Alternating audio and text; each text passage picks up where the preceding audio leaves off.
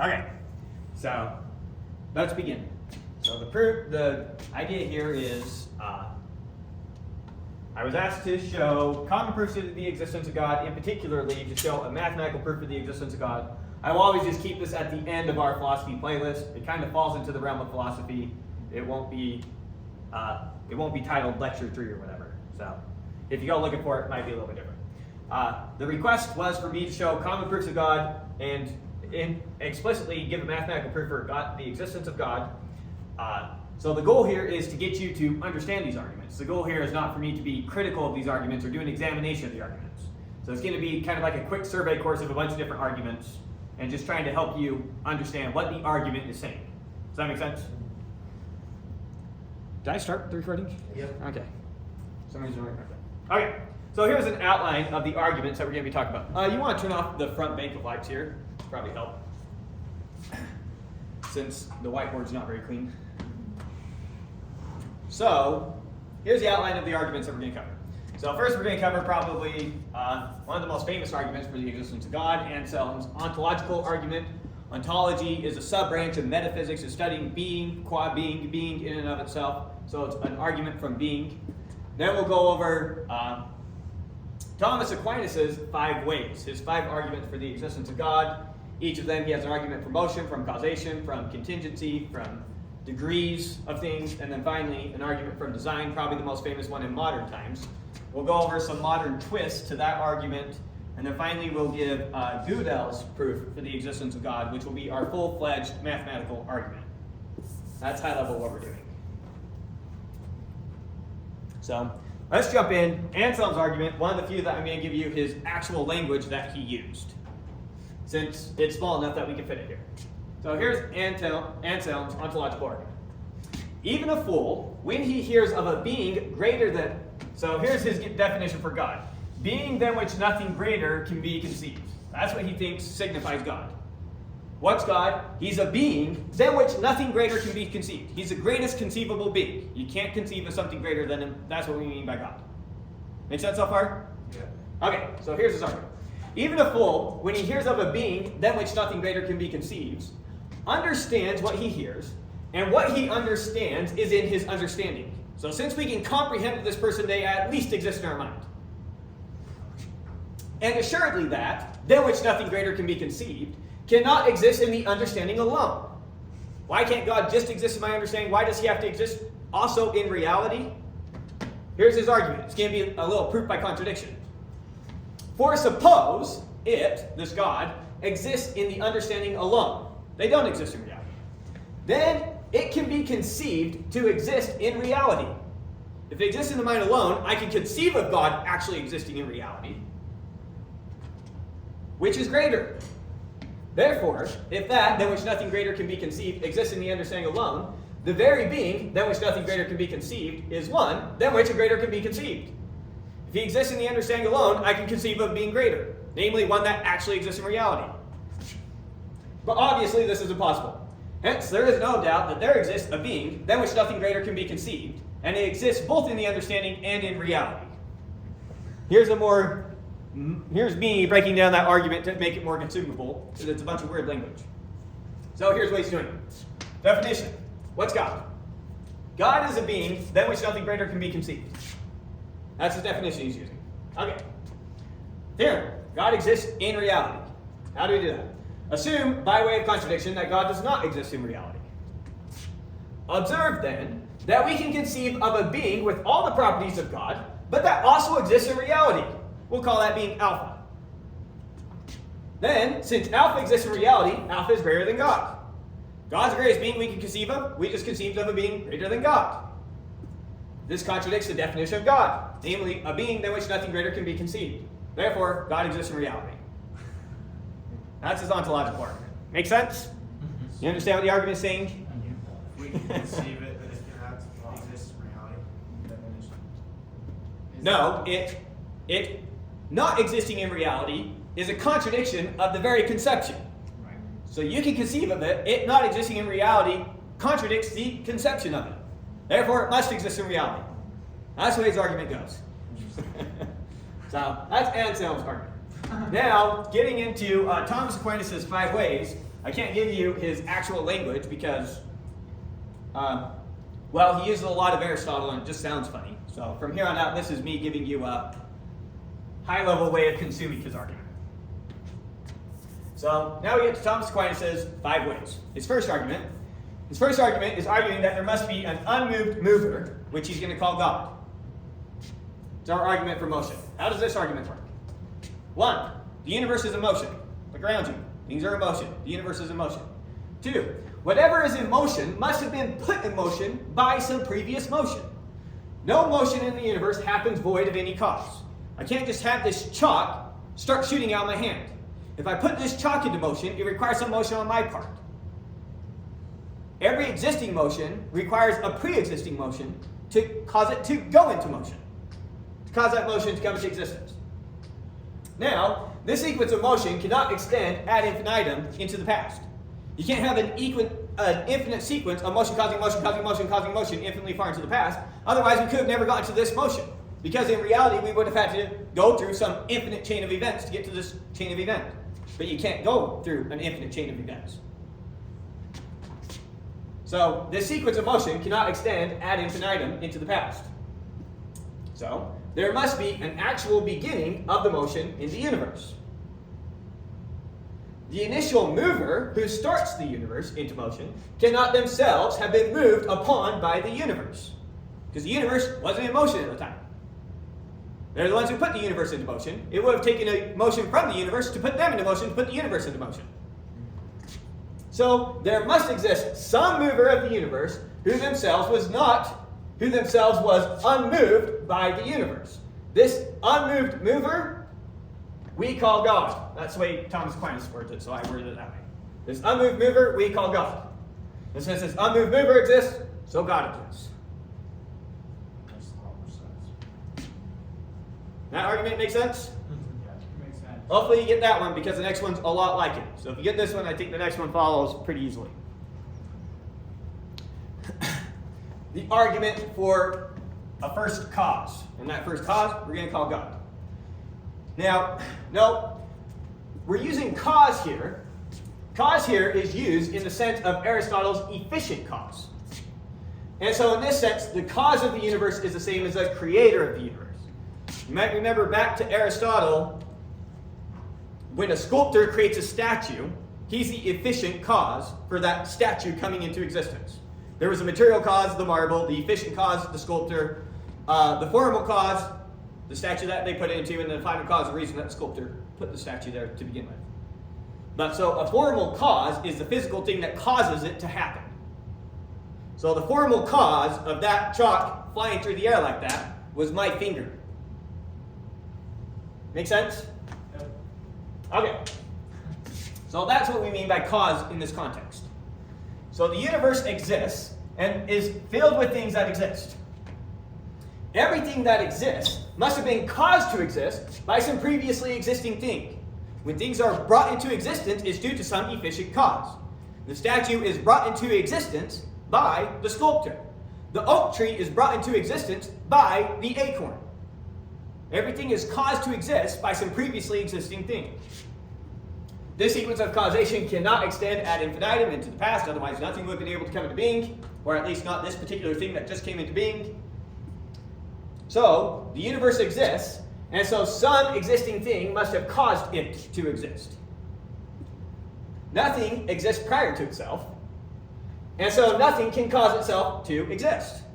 So something caused the universe to exist. The universe can't cause itself to exist. And so there must exist some first cause of the universe that itself is not caused by the universe. This first cause we call God, and so God exists.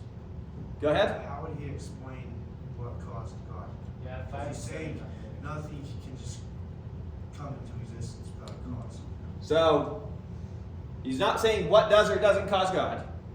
He's simply saying the universe had to be caused to come into existence. Whatever that first cause is what we mean by God. What happens prior to that, and if prior to that even makes sense outside this universe, is a whole other question. Okay, that makes sense. Okay. Next argument. an argument that our God is going to be a necessary being. Necessary as the counterpart to contingent. Something is contingently the case or something is necessarily the case. Something is contingently the case if it's contingent upon other facts. A marble statue existing is a contingent fact. It contingently exists because it was dependent on other things for its existence. Namely the sculptor, namely the marble, namely whatever else. So contingent things can both exist and not exist. It can be brought into existence and go out of existence. Okay. We observe beings coming into and going out of existence. Those are contingent beings. Assume, by way of contradiction, that there is no necessary being. Or in other words, assume that every being is contingent. Same thing in this context. For each contingent being, there is a time it does not exist. If it's contingent, it had to be brought into existence. That's what we mean by it's a contingent being. If everything is contingent, then there must have been a time where nothing existed. Since something cannot come from nothing, if there was a time in the past that nothing existed, then nothing would exist now. If ever in the past there was nothing, there would have to be nothing now. This contradicts the fact that things do now exist. Therefore, there exists a necessary being. Something that exists necessarily. That we call God.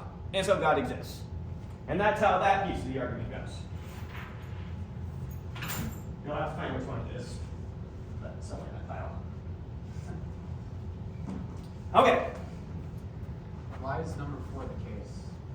Like, why couldn't they, like, take turns existing? So there was always something, but not the same thing. There was always something, but no, now we're thinking about the universe as a whole. It's contingent. Oh, Okay.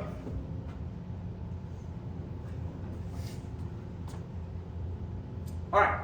The argument now from perfect being, or the argument from degrees.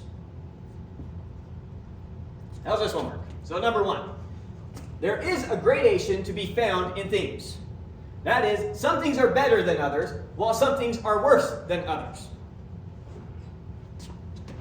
Things are only said to be better or worse with respect to some maximum or perfect standard. If I were to give you 2 maps of Ireland, how would you know which map was better or worse than the other? You'd have to make reference to actual Ireland, the perfect standard by which we determine if a map of Ireland is good or bad. How would we argue if one triangle is better than another if we didn't have reference to some actual triangle? Right? So that's the argument here. So things are only said to be better or worse with respect to some maximum or perfect standard. That maximum standard is the cause of all things which can be judged by that standard. It is only because we have that standard that we can judge things to have that standard or not. In other words, there's no such things as talking about maps of Ireland if there's no Ireland. It doesn't make sense. No? I can see where it's going, but it seems wrong. If you're going to say that this is more or less like that thing, then that thing needs to be something. That makes sense. It's the fact that they're calling this perfect being God. What is the perfect triangle? There is no perfect triangle. You gotta just. So why do you say the perfect being is God? Why do you decide that? Okay. This is built on top of Aristotelian notions, and so I can't talk to you about how the formed triangle exists. Okay. Okay. So, we are able to judge things on their being. We're able to judge things on their being, their existence. How good it is at existing, right? You got a chair and you say, yep, that's a chair. Now I smash it up and you say, oh, it's still kind of a chair. Until I break it completely into splinters and you say, that's no longer a chair. Right? Yeah. So, that's what we're saying. We're able to judge things on their being. They're actually existing. For things come into and go out of existence all the time. And we can say how well they are doing at existing at the moment. And so there must be some perfect standard of being. This perfect being is the maximum of being. And so it's the thing that's perfect at being, perfect at existence. And so it exists. That's what it's perfect at, existence. Yeah. We call this perfect being God, and so God exists. And so this isn't perfect being in the sense that you think has every good attribute. This is perfect being as in exists perfectly. Which happens to be because Now, this same style of argument is also built to argue for a perfect justice, a perfect standard of justice. And again, they'll say that standard of justice is God and other attributes. To give you that just in a taste, here's a somewhat famous quote by C.S. Lewis. So C.S. Lewis, here's what he said. As an atheist, my argument against God was the universe seems so cruel and unjust. He's saying that the universe is undisputably unjust. That's an actual fact of the universe. It's unjust. That's how he felt as an atheist. But how have I got this idea of just and unjust? A man does not call a line crooked unless he has some idea of a straight line. What was I comparing this universe with when I called it unjust? And so there must exist some standard of justice beyond the scope of this universe. His argument goes on, he just takes forever to get to the point. The point he was getting to is that, and so there must exist some standard of justice beyond the scope of this universe that he was using to call the universe just or unjust. And so, to use Thomas Aquinas' notion, verbiage then, we call this standard of justice God, and so God exists. And you can use this for anything that you make gradations between. Okay. That's the argument for perfect being. Now the one that you must. The argument from design. Premise 1. The universe is well ordered with natural bodies consistently moving towards some complex end. An acorn becomes an oak. The planets, the way that they move around the solar system, maintain that perfect order consistently, without fail. This universe is well ordered with natural bodies consistently moving towards some complex end. Complex ends cannot be consistently achieved by random chance, but require some guiding intelligence. The order of the natural universe, then, is not a consequence of random chance, and so must be a consequence of some intelligent design. Therefore, there must exist some designer of the universe. We call this designer of the universe God, and so God exists. Paley is pretty famous for giving an analogy that encapsulates this argument. What's his analogy? If you stumble across a pocket watch, which runs with exceptional order, then a reasonable conclusion to think is that then there must have been some watchmaker. And so when you see the perfect order in all the laws that govern this universe, and how it doesn't seem like hardly anything ever happens by random chance, then there must have been some grand designer for this whole universe. Now, this style of argument is often used in modern times with more modern evidence. So I'll give you a taste for some of those. So modern versions of this include a fine-tuning argument to them. How does this fine-tuning argument work? Well, we have a bunch of different numbers in this universe that we can track. So we have cosmic constants, like the gravitational force constant. That, you can just think about that if you've used Newton's equations before as the capital G would be an example, but we have a better version of it now. Or there's also a constant for the electromagnetic force, or for the strong nuclear force, the weak nuclear force, or the cosmological constant. Einstein's pretty famous for that one. So there's all those cosmic constants in the universe, which are all very particular numbers. On top of that, to get the universe that we have, that's so well ordered and has complex things in it, we also have to have perfect initial conditions. These are conditions that happen to be the case at the instance of, or shortly after the instance of the Big Bang. So these are things like the initial distribution of mass and energy, the initial expansion rate, ratio of masses for protons and electrons, the velocity of light, the fact that the mass of a neutron is barely over that of a proton and how close they are. And then we have local planetary conditions that had to have been just right for the complex life that we see on our planet here today. Namely, there had to be just the right amount of water in the crust. There had to be a planet like Jupiter that exists in the solar system to clean up the comets out early. There's tons of these that are listed, and so I didn't want to even try listing them all. The argument goes roughly like this. Each of these being where the way they are is stupid unlikely, and yet if you tweak even just one of these many numbers, suddenly, poof, there's no life in our universe that we know of. For these ones, there's for sure no life in our universe. This one, people might argue about, because this one only has to do with our local planet. To give you a sense of how sensitive these numbers are, let's just look at the expansion rate. So the expansion rate here, the initial expansion rate of the universe, 1 second after the Big Bang.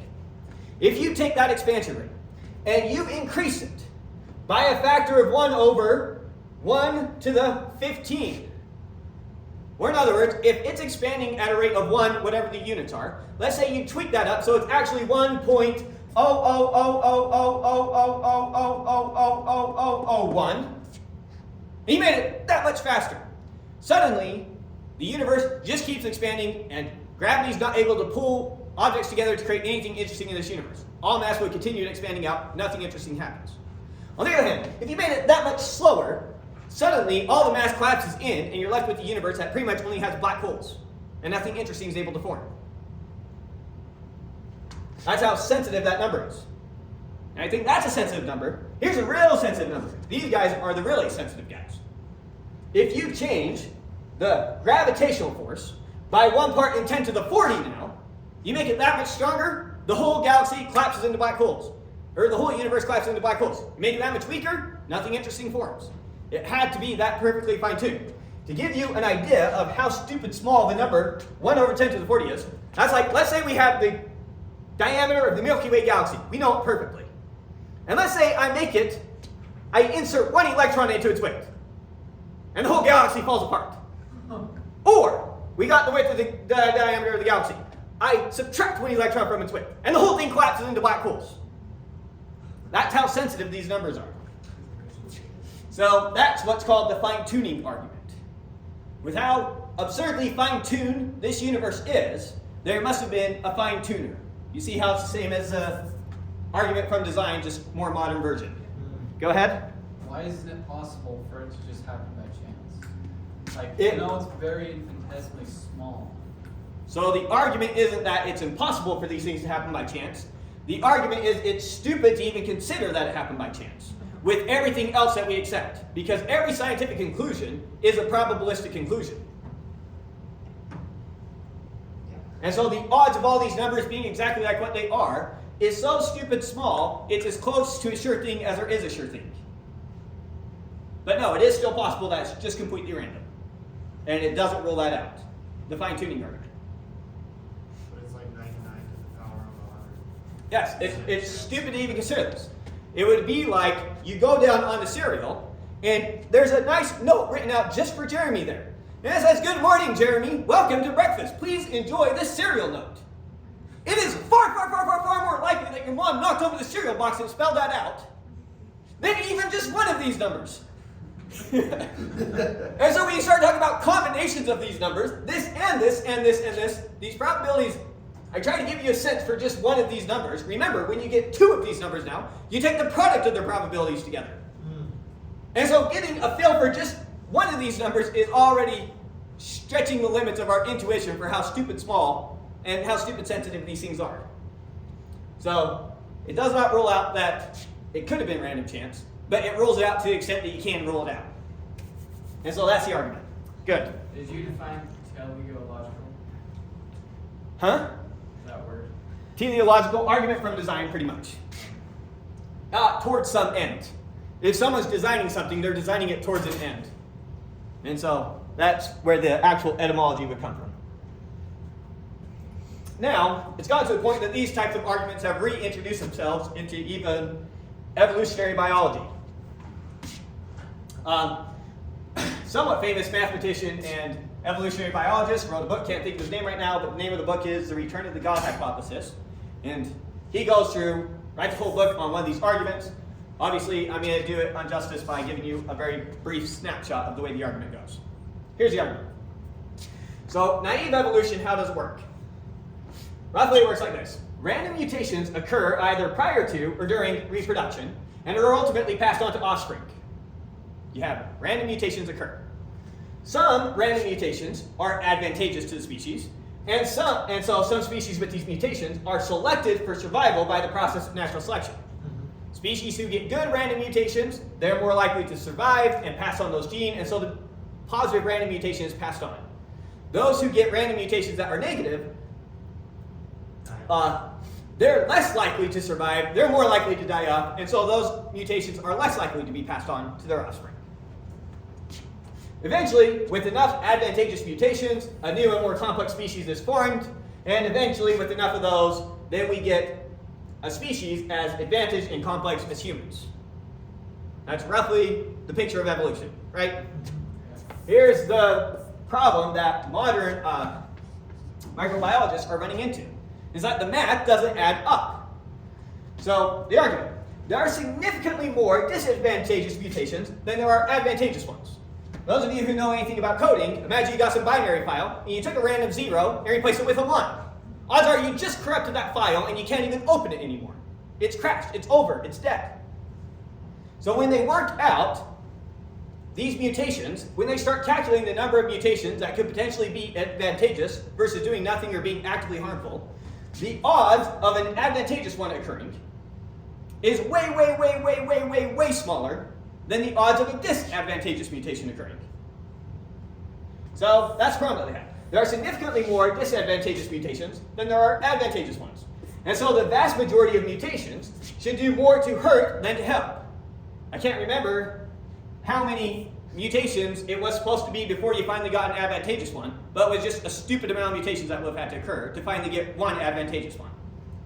And he works through the math in the book, but I don't remember the numbers and I didn't have time to look them up. So the odds now of a series of positive mutations occurring to produce complex life like humans in the short amount of time allotted, 4 billion years, are astronomically small. One of the common ways that current modern biologists are trying to get around this is they're saying, well, maybe the initial start of life was somehow seeded on Earth, and it actually had an extra 4 billion years to get to that point first, and then it got here. But that still doesn't come close to putting a dent in the math. The math says to get these series of positive mutations, the odds are stupid small, and yet it seems like what's happening.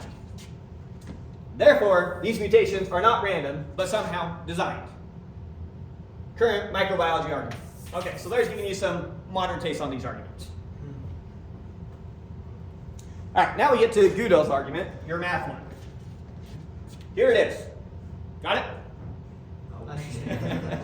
All right, let's take you through some of the symbols that we're going to be reading over and over again. So there's a P right there. That P is a predicate. It's a second order predicate. So it's something that you give it a property and it spits out true or false. Okay? This is a positive property predicate. So you give it a property. If that property is a positive property, we call it true. If it's a negative property, we call it false. If you give it the property is a coward, it spits out false. If you give it the property is courageous, it spits out true. Okay? So that's what P stands for. That's is a positive property predicate. We're going to use phi here as just a random property. It's going to be our variable for properties. A property is something like is courageous. You give me a name and I can spit out true or false. It's a one-term predicate. You give me one term, I spit out true or false. Property. All right, that's an and symbol. Hopefully you all remember that. Now this uses what we call modal logic. So that square is an operator. It's the necessary operator. That triangle is an operator, and that is a possible operator. So one of the rules of modal logic is if something's necessarily the case, then it's possibly the case. But the reverse logic is not something you can use. Okay? So this is necessary operator, this is possible operator. Outside that, you know mostly symbols. The upside down A, that's a for all. X and Y's we'll use to stand for random terms. So these are the things that you can pass into properties and they'll spit out true or false. Psi will also stand for an arbitrary property. G will be is godlike property. And then E here will be the necessarily exists property. And we will be arguing to this conclusion right here, which is that it is necessarily the case that there exists some X out there such that that X is godlike. Or in other words, there must exist a God. Okay. So now we'll break down this argument and take it out on one piece at a time. Here's the argument. Axiom 1. Axiom 1 says that if phi is a positive property, and it is necessarily the case that for all x, phi applying to x implies psi applies to x, then psi is also a positive property. Let me try reading that 2 more ways and hopefully it clicks. It's not phi, it's phi, right? Phi, thank you. If a property phi is positive, and it is necessarily the case that for every object x, x having property phi implies x also has property psi, then psi is also a positive property. That's me trying to make that make sense. Now I'm going to try and say it in plain English. If x must have property psi, anytime it has property phi, and phi is positive, then psi must also be a positive property. So you can't have positive properties implying negative properties. Positive properties can only imply positive properties. If I have one positive property, that can only imply I potentially have other positive properties. It can't ever be the case, well, since you're a coward, you're stupid. Or, since you're courageous, you're stupid. You can't have a positive property implying a negative property. That's essentially what it's saying. If positive is property, then any other property it entails must be a positive property. Feel like you got it? Yeah. All right, that's axiom 1. Axiom 2. It says, if not having a property is positive, then that property is not positive. Those are logically equivalent.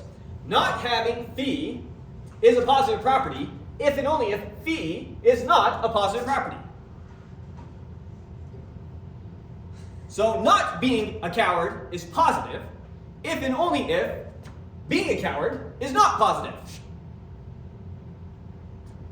Make sense?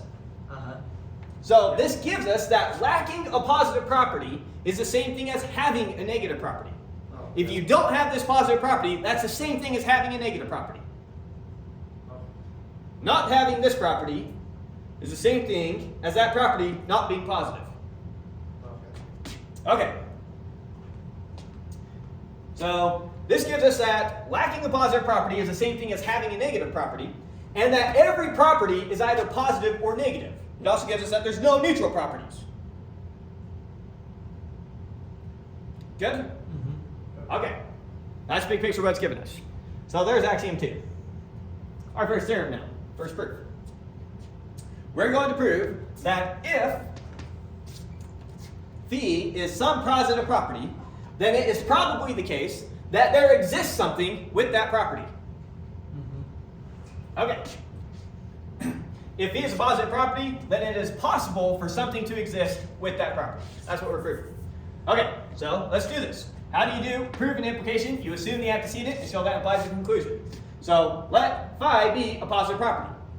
Now, and assume by way of contradiction that necessarily nothing had property phi. Mm-hmm. That's the negation of this.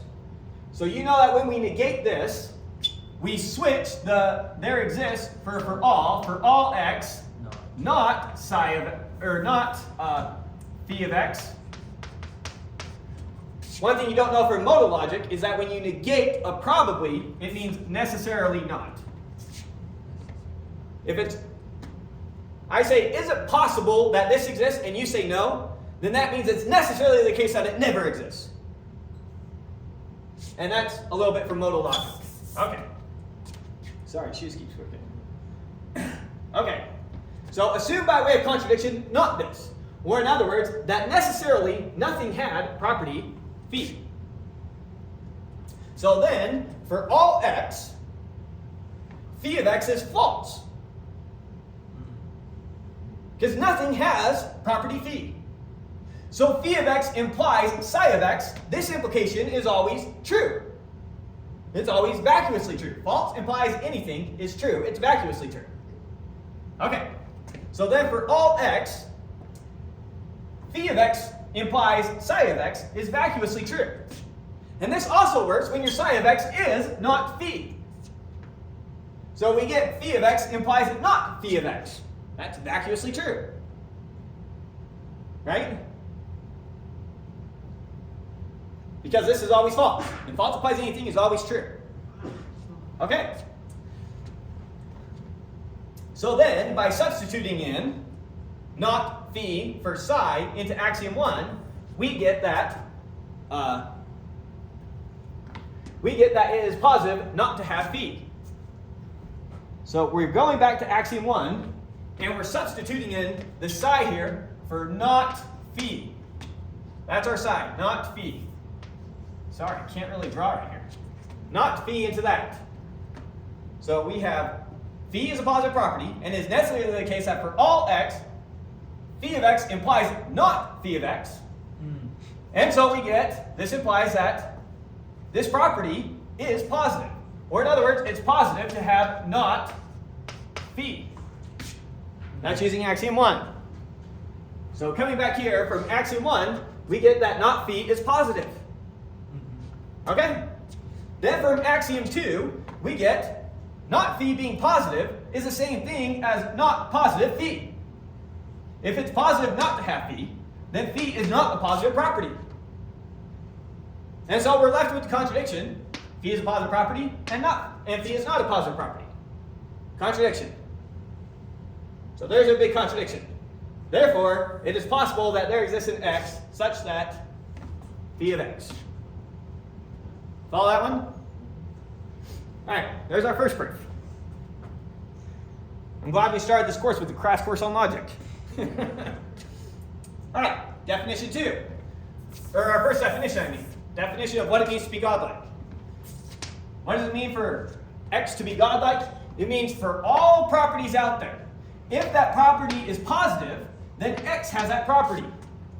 So when object x is godlike, if and only if, for every property phi, if phi is positive, then phi is a property of x.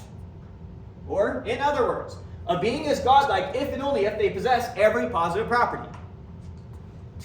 Make sense? Alright, that's that definition. Now we get axiom 3. Axiom 3 is the property of being godlike is a positive property. That's what we're going to assume. Hard to think of something more positive. Alright, theorem 2. We're going to prove that it's possible that there exists something with the godlike property. It's possible that there exists something with the godlike property. So it is possible for there to exist a thing possessing the godlike property. In other words, it's possible that God exists. Or at least that God exists. Okay. Now, axiom 3 gives us that God is a positive property. Or that the godlike property is a positive property. From theorem 1, we know that if a property is positive, then it's possible that there exists something with that positive property. That's what theorem 1 proved. So this is just applying axiom 3 to theorem 1. Therefore, it is possible that there exists something with the godlike property. Good? Yeah. So that's a pretty straightforward little proof. Okay, next definition. We are defining what it means for something to be an essential property of x. So phi is an essential property of x.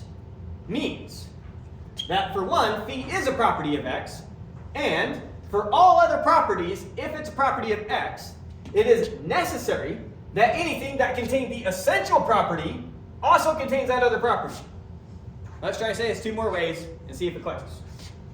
We call phi an essential property of x if and only if 2 things are true. 1, object x has a property of phi.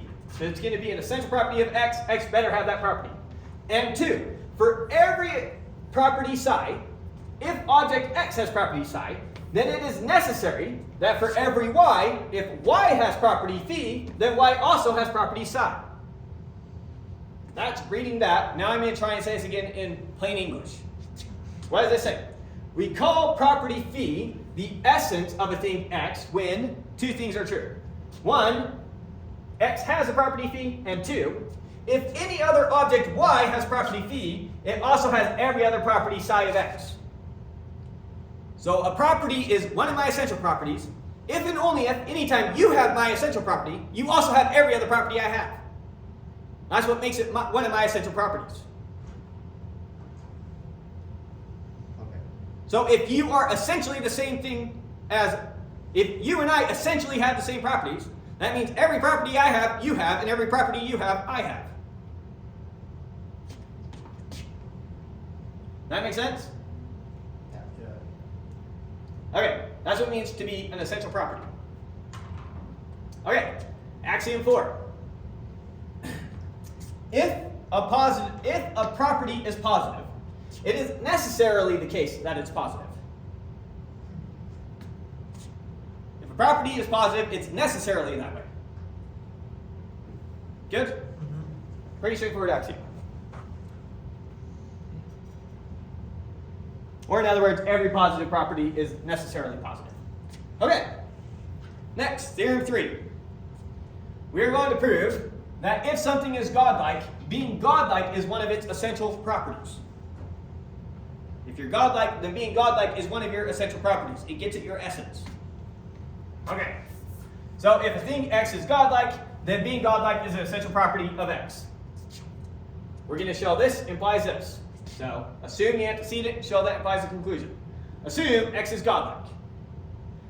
And let phi be any property such that it's a property of X. So phi is any other property of X. X is godlike, phi is any other property of X. Observe that phi must be a positive property by definition of being godlike. What does it mean to be godlike? All the properties that you possess are all the positive properties. So if something's a property of you, it's a positive property. You can't have any negative properties. Because having a negative property is the same thing as not having a positive property. And you have all the positive properties. Okay. So, observe that phi must be a positive property by definition of being godlike. And X is godlike. Now let Y be any other object such that Y is also godlike. And observe that since phi is positive, then phi applies to Y. Because Y has every positive property, because Y is godlike. Then by axiom 4, it is necessarily the case that Y has property phi. It's necessarily the case because axiom 4 is if a property is positive, then it's necessarily positive. And since Y is godlike, it necessarily has every positive property. Or it has every positive property, and so it necessarily has that property. Observe then that 1, X is godlike, and 2, for any other object Y that has property G, it also has every other property phi of X. That's what it means for something to be an essential property. How do I know something is an essential property of me? 2 things happen. 1, I have that property, and anytime something else has that property, they have every property I have. So if I'm godlike, and you also have the godlike property, you have to have every property I have. Because we both have every positive property. Make sense? Mm-hmm. Okay. That's our proof that G is an essential property. Alright. Next definition. The necessary existence property. What's its definition? What does it mean for something to necessarily exist? It means that for any property, if that property is an essential property of X, then it is necessarily the case that there exists something with that property. That's what it means for X to necessarily exist. Any one of my essential properties, there has to be an instance of it out there somewhere. Someone somewhere has to have that property. All my essential properties. That's what it means for me to necessarily exist. All my essential properties exist somehow, somewhere. Let's read it this way. Object X has necessary existence, if and only if, for every property phi. If phi is an essential property of X, then it is necessarily the case that there exists an object Y such that Y has property phi. Or try to say it in more plain English. We say X has necessary existence, if and only if there necessarily exists something with each of X's essential properties. Make sense? Just a definition. Okay. Axiom 5. We are going to assume that necessary existence is a positive property. Good? Alright. Putting it all together. Last slide. Hang in there. Now we're going to prove that God necessarily exists. It is necessarily the case that there exists something with the godlike attribute. Okay. So, from Theorem 2, we know that it is possible that there exists something that is godlike. You remember that proof? So we already proved that it is possible that there exists something that is godlike. From axiom 5, we get that whatever that thing is godlike, it has necessary existence. Because necessary existence is a positive property. You with me so far? So if this x exists, then it has to have property E. If it has property G, it for sure has property E. Because E is a positive property. We got that from axiom 5.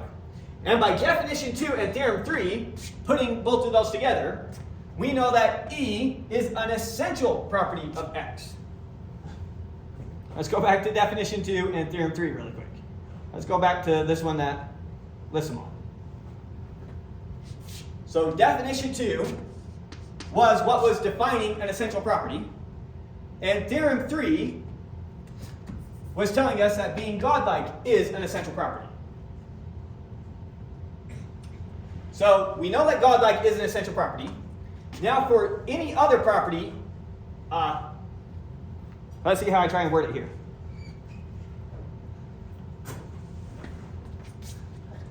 So then, no, we're right here. So from axiom 5, we get that necessary existence applies to X, because X is godlike, and so it has every positive property. And by definition 2 and theorem 3, we know that E is an essential property of X. Let's see how I can put that together a little bit better. Definition 2 and theorem 3, we know that E is also an essential property of X. How do we know it's an essential property of X? Because anything that has a property E, how can I say this? It's so hard going back and forth between these. Theorem, definition 2. I almost need to write this somewhere. So definition 2 is that psi, or phi, is an essential property of X, is logically equivalent to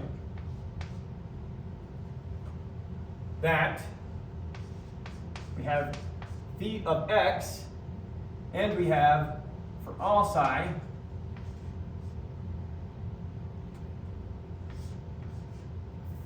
psi of X implies that it is necessarily the case that this whole thing is necessarily the case that for all y, this whole thing,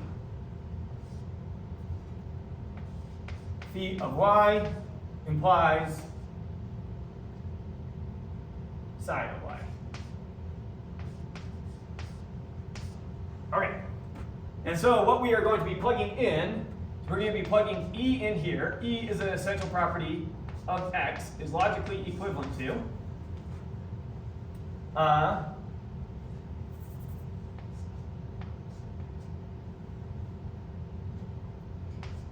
E applying to X, which we know does for godlike things, and for all other properties here, which are going to be positive properties.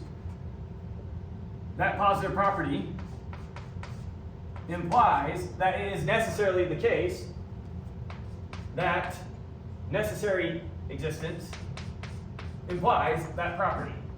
Okay. So since we know X is godlike, then it gets, how can I say this one more time? Should have given more explanation here. From axiom 5, we get that E applies to X. So we know that because it's a positive property. And now by definition 2 and theorem 3, oh, I forgot to plug in theorem 3 in there. Theorem 3 is that G of X, if G applies to X, it's an essential property. Okay, so that's one down here. G of X applies to X implies G is an essential property of X. Okay, putting those together. Let's connect this. So I know that G is an essential property of X. Now I'm arguing that E is also an essential property of X. How am I arguing that E is an essential property of X? Since G is an essential property of X, and E is a property of, and anything that's a G is an E, then anything that satisfies all the properties of G is going to have the property E. And therefore E is also an essential property of X. Did that click? something's an essential property of you if anytime someone else has that property, they have every other property of you. Right? Okay, so I know that G is an essential property of X. And I know that E here is a positive property.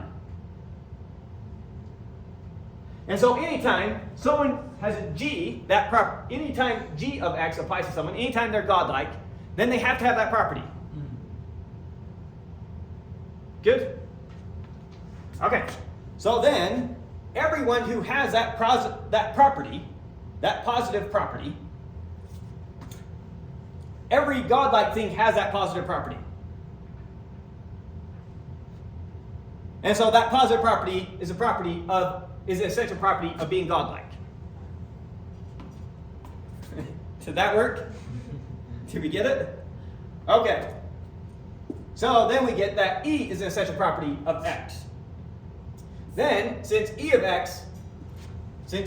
an essential property of X, and since E is true for X, and since E is an essential property of X, by definition 3, we are given that there necessarily must exist some Y such that G of Y. So let's write out definition 3 and then tie this all together one more time. So definition 3 said E of X is logically equivalent to, well, we were just trying to show this, so let's write out its definition. What does it mean to essentially exist? It means that for all phi, phi being essential property of X, implies that it is necessarily the case that there exists some Y such that Y has that property. Okay, that's what it meant to necessarily exist. That's what that property was. Okay, so let's read this one more time. So since essential existence is a property of X, then this definition holds for X. Because this is a definition of E of X. I just wrote out its definition right there. So, since X necessarily exists, and since E is an essential property of X, so we can put E in for that property, by definition 3, we are given that there necessarily must exist Y such that G of Y. So it means for all its properties, if that property is an essential property of X, which we showed E is an essential property of X, that implies that there necessarily must exist some Y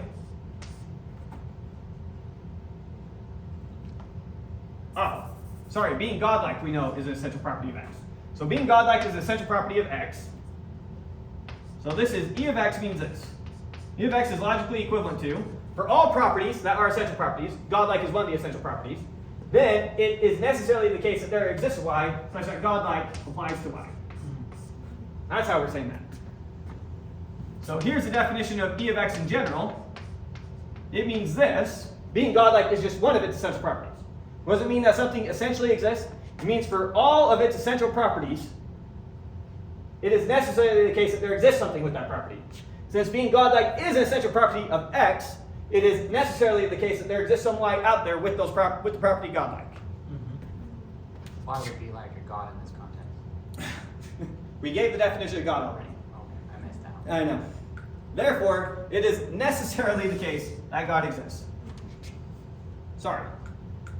Should have spelled out this line more. But there you go. There's Gödel's proof for the existence of God. And you want all high level, there it is spelled out. Okay, so with that, we'll end this part and we'll go back to our regular class as normal, unless you have any questions you want recorded with this part. Good? Well, it was just very dense. Yeah, So it was very dense. Reading this Gödel argument Uh-huh. is not an easy argument to read. Takes a lot to try. It takes a lot, and I should have had it, I need it like up in 2 places at once so I can make reference to all these as I explain them. That's what I really should have done. That wasn't smart of me.